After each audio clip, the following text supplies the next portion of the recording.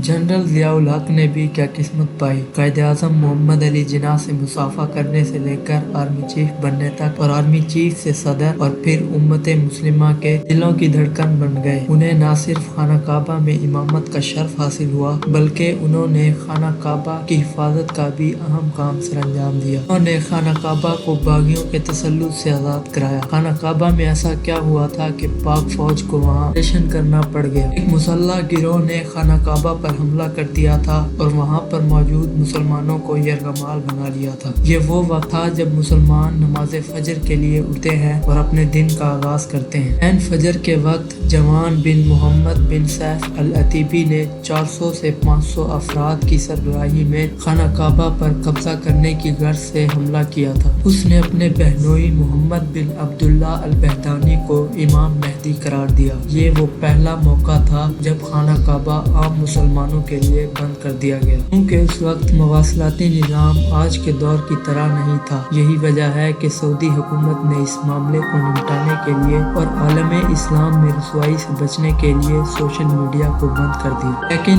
उस वक्त बहुत देर हो चुकी थी, क्योंकि खबर जंगल में आग की तरह फैल चुकी थी। जवान अपने 400 से 500 साथियों के साथ खाना काबा में मौजूद मुसलमानों को यरगमाल बनाए हुए था। सऊदी फोर्सेस जदीद असलहा से लैस थी, लेकिन वो उनसे लड़ने की ताकत नहीं रखते थे। सऊदीया ने अपनी फौज भेजी, लेकिन वो उनके खिलाफ मुतासिर कुन कार्रवाई न कर सके। सऊदी हुकूमत की जानिब से पाक फौज और फ्रांसीसी कमांडोज से राब्ता किया गया और इस मसले से निपटने के लिए हिकमत अमली तय करने को कहा गया। क्योंकि गैर मुस्लिम खाना काबा में दाखिल नहीं हो सकते, यही वजह है कि फ्रांसीसी कमांडोज ने सऊदी फोर्सेस की तरबियत की, लेकिन अमली तौर पर पाक फौज ने सऊदी एहलकारों का साथ दिया। यानी पाकिस्तानी फौज ने खाना काबा की हिफाजत करके एक अहम काम सरअंजाम दिया। जिस वक्त दुनिया की बड़ी बड़ी इस्लामी ताकतें मौजूद थी, पाकिस्तान जैसे एक इस्लामी मुल्क जो मसाइल का शिकार था, लेकिन मुसलमानों की मदद की। पाकिस्तानी और सऊदी फोर्सेस की जानिब से